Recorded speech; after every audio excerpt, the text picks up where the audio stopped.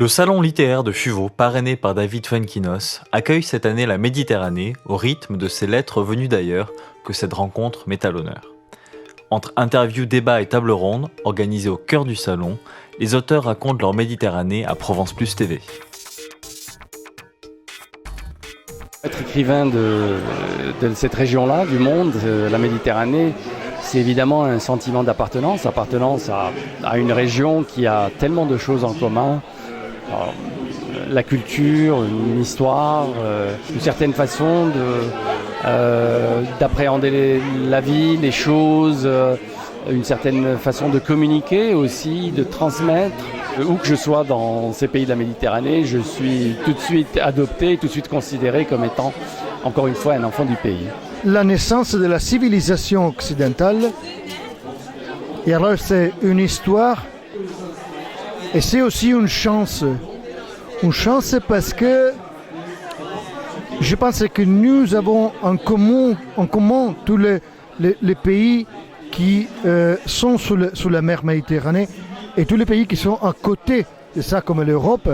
Nous avons en commun une histoire, une civilisation que nous avons perdue pendant les années, pendant les siècles.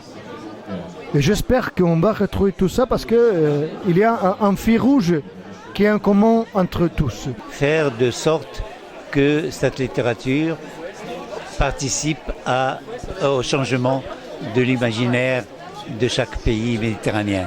Affectif aussi parce que l'Égypte, comme vous savez, se trouve un peu au confluent de plusieurs continents, de plusieurs aires géographiques et culturelles. On ne peut pas parler déjà d'une littérature méditerranéenne cristallisée, claire, non.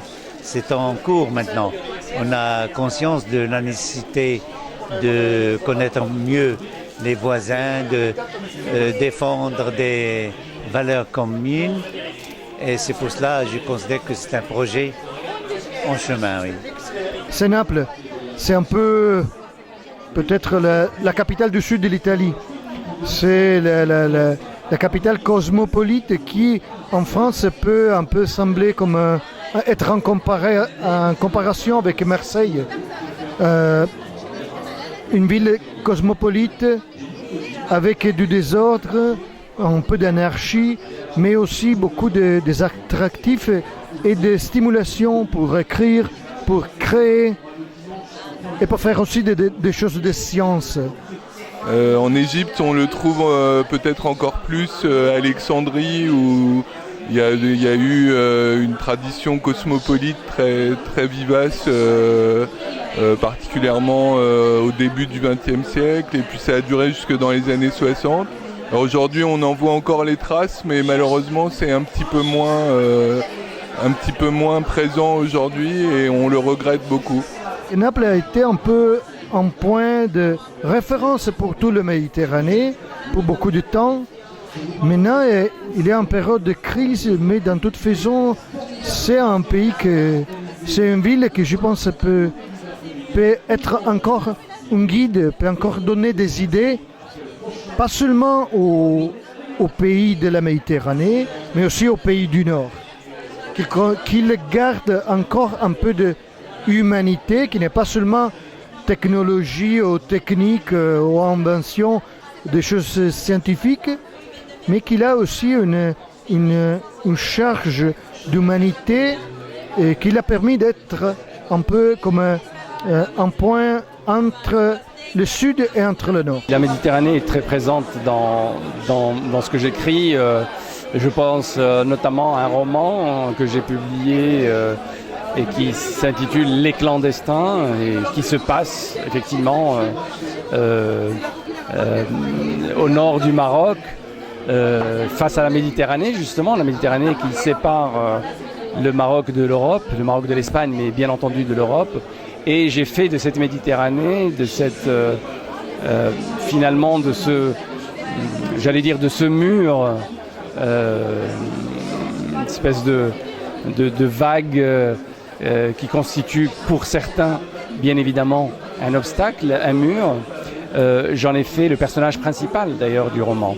Ce qui est intéressant et aussi paradoxal, c'est que lorsqu'on est à la pointe nord du Maroc et donc de l'Afrique, vraiment on a l'impression qu'on peut tendre le bras et toucher l'Europe. Et pourtant cette courte distance est très souvent pour beaucoup absolument infranchissable, pour des raisons politiques évidemment, pour des raisons économiques et tout simplement pour des raisons naturelles, puisque la Méditerranée, qui a l'air si paisible, est une mer qui est très dangereuse.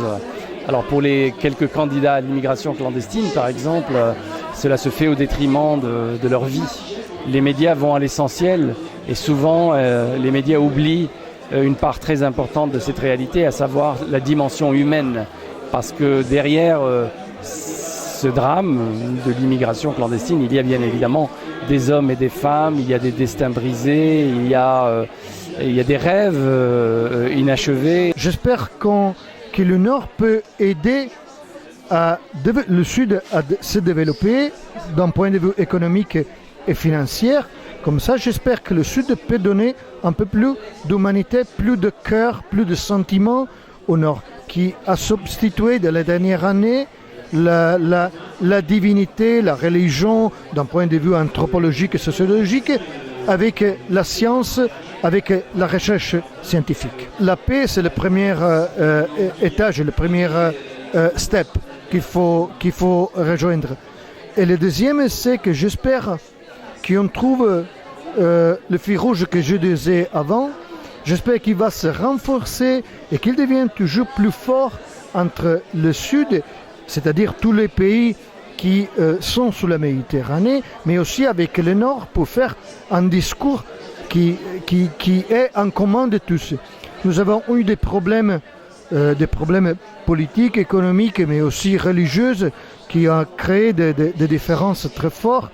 Nous avons eu une philosophie qui au Nord fait référence à Kant et qui au Sud, au contraire, fait référence à Platon. Mais je pense qu'on peut trouver ensemble une forme de société financière, économique, qui n'est pas seulement le capitalisme très fort du Nord, et qui n'est pas seulement une forme de